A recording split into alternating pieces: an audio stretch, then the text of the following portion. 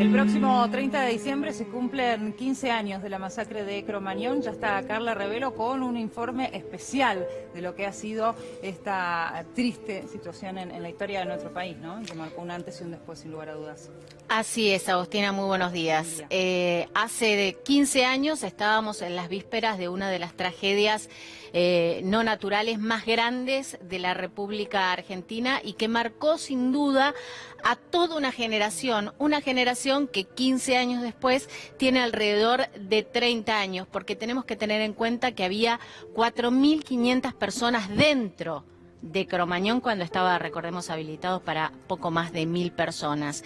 Una tragedia que sin duda se recuerda que ha atravesado un devenir judicial enorme con 4 juicios, pero más allá de todo esto que ha dejado, como te decía en un principio, marcas en una generación, gente que tuvo que crecer habiendo sobrevivido o familias que tuvieron que crecer en estos 15 años dejando, digamos, no de lado, pero teniendo en sus corazones todavía el recuerdo de aquellos que lamentablemente perdieron la vida. Nosotros hablamos con 2 de ellos, 2 sobrevivientes, son Agustina y Diego, y cuentan cómo es ser un sobreviviente de Cromañón 15 años después.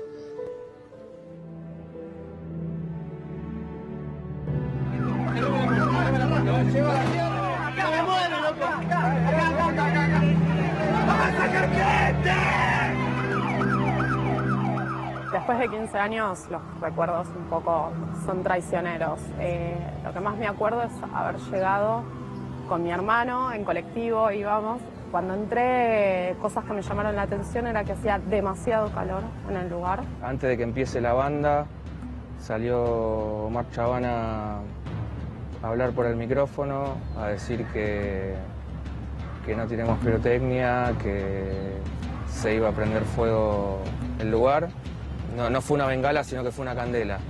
Lo que hizo es que esas lucecitas, que son fuego básicamente, impactaron contra la media sombra que puso Chaván en el techo y al instante se empezó a prender fuego la media sombra.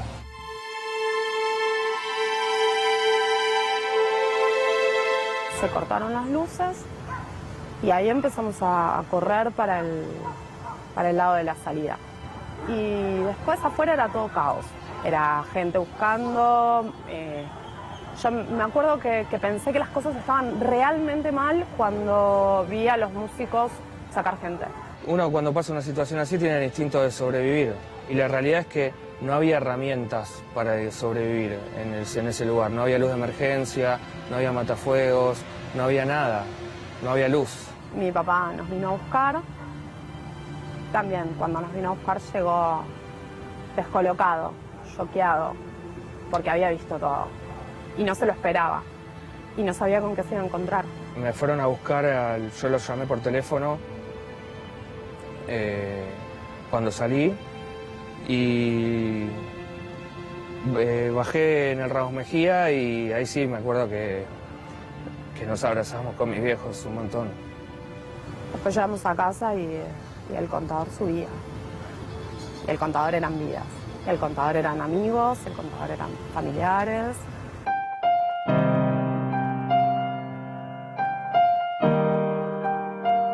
La mayoría de los que murieron por intentar salvar otras vidas. Entonces, esa noche lo que hubo ahí fue héroes. Y en esas condiciones sobrevivir es suerte. Y tuve suerte.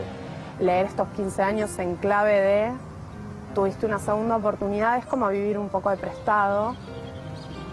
Y no es justo para nadie. Yo no quiero vivir de prestado. Hay que recordar para evitar que vuelva a ocurrir, hay que mirar para adelante. Y hay que mirar para adelante desde la vida y no desde la muerte. Cromañón a 15 años es una marca en mi vida. Es un punto de inflexión muy doloroso que se traduce en ausencias, en angustia, en traumas.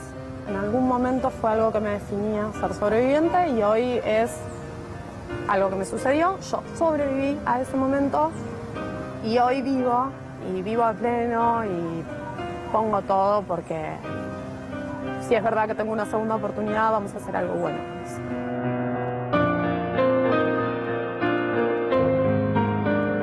Para todos seguramente estarán tratando de hacer memoria, Agostina, de qué pasaba hace 15 años, porque todos recuerdan qué estaban haciendo cuando conocimos que se iniciaba esta tragedia de Cromañón, que fue un antes y después para todos los sobrevivientes, para los no sobrevivientes, para las familias de ellos, pero también para nuestro país, que no solo vivió y padeció esta tragedia, sino que a lo largo de estos 15 años estuvo viendo cómo se desarrollaban distintos juicios. Hoy tenemos que decir que no hay nadie detenido por la tragedia de Cromañón, solo uno de los integrantes de Callejeros, que no está preso por esto, sino por el asesinato de su mujer, de Wanda Tadei. Estamos hablando del baterista Eduardo Vázquez, y si estuviera vivo, Omar Chabán tendría que estar también cumpliendo condena. Recordemos que murió víctima del cáncer en el Hospital Santo Yani en el año 2014. Tenemos algunas placas para recordar algunas de las lamentables cifras que dejó la tragedia de Cromañón. Recordemos que como consecuencia de este incendio allí en el barrio porteño de Once,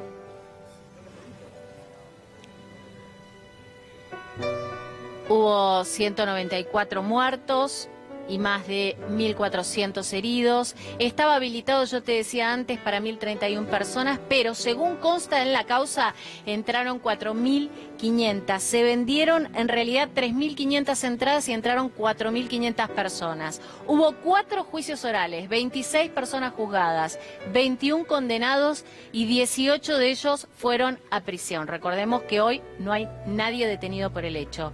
Y las condenas fueron por estrago doloso, que luego cambió a culposo, incendio culposo calificado, cohecho, porque se pagaron coimas, recordemos, incumplimiento de los deberes de funcionario público, y además, obviamente, estuvo el juicio político a quien era en esos momentos jefe de gobierno porteño, intendente Aníbal Ibarra. Lamentablemente, a 15 años de Cromañón, hoy no queda nadie preso por el hecho, Agostina, pero bueno, es bueno recordarlo, lo decían las propias víctimas, y poder mirar hacia adelante, porque es algo que sin duda nos cambió como país.